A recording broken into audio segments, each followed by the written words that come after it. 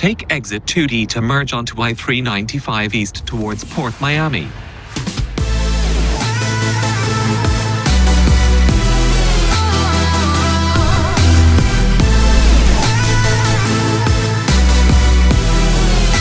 Well, some sunrises are better than others. We're at Miami Beach. We didn't plan on coming to Miami Beach. The park that we wanted to go to was closed until sunrise. Although we take a picture in front of every single sign, this might be all that we get to see at Biscayne. So anything that we do get to see is going to be a plus, and we will be very excited for it.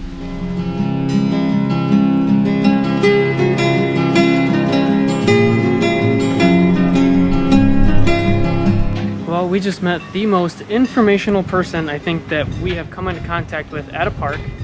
She was very energetic, and it was at the visitor center here at Biscayne, and gave us an entire rundown of the things that you can do here. You can paddleboard, you can rent a boat, you can kayak, there's snorkeling, there are many shipwrecks along the reef that they will take you to. There's animals, there's manatees and birds and alligators, and the cheapest option is $40 for a paddleboard. And it goes all the way up to, I think, like $500 to rent a private boat for the entire day. And if you do that, the day is yours. You can pretty much do whatever you want anywhere in the park, which is also really cool.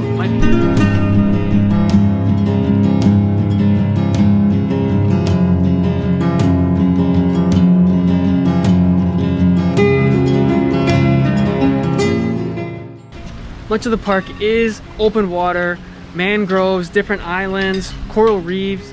So if you do come, you should rent a boat, rent a paddleboard, do something and go and explore out in the water. We unfortunately aren't going to do that today.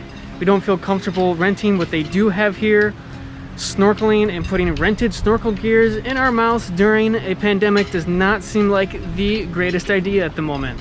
So we are not going to do that. However, it is still beautiful to come here and see and walk around, and the nicest lady in the service center to give you information. I also learned here that you cannot blow a bug away from your face when you have a mask on. Although the activities are quite expensive, the park itself is free.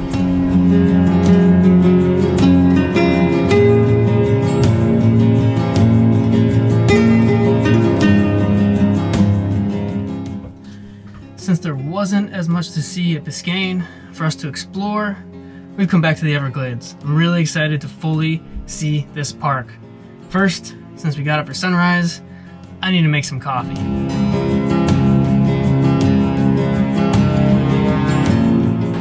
Well, this has been our experience so far of the Everglades. I'm not too mad about it. That just means nobody else is here. Is it done raining? No! That's not gonna make us stop.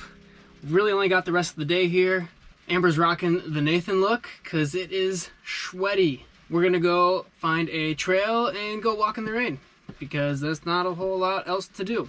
And there's nobody else here, so it sounds like fun.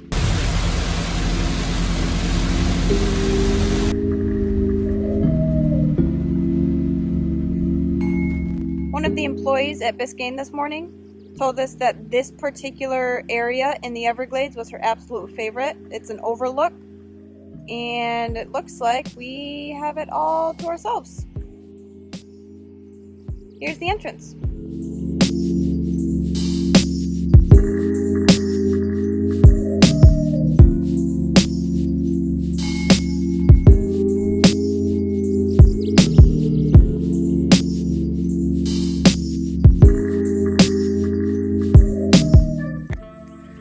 This is the Pa-Hay-Okee Trail. Pa-hay-okee is Seminole for grassy waters, and to me, this gives a true representation of what the Everglades are. Although it's pretty much the same vegetation everywhere we go, you gotta keep your eyes peeled because you never know what you're gonna see. This is by far my favorite national park without mountains. Haven't seen them all yet, but we'll get there.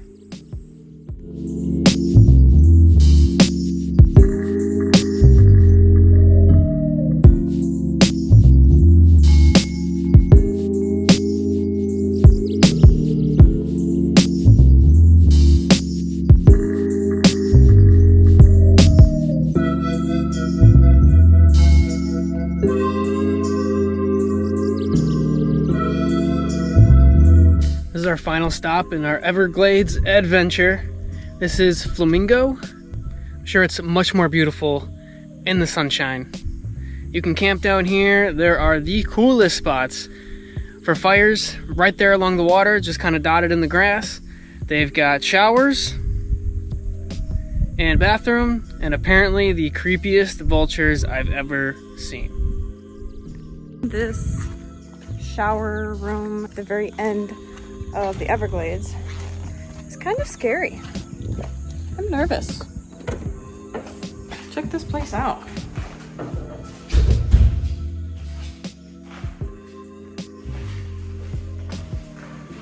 It's got this weird coloring to it.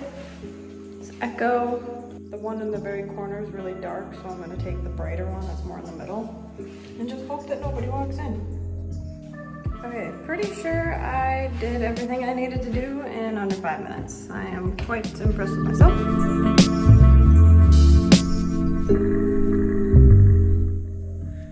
It's also got some wicked mosquitoes here. Going to the bathroom too. There's no place to hide from those things except your own vehicle if you open it and close the door fast enough.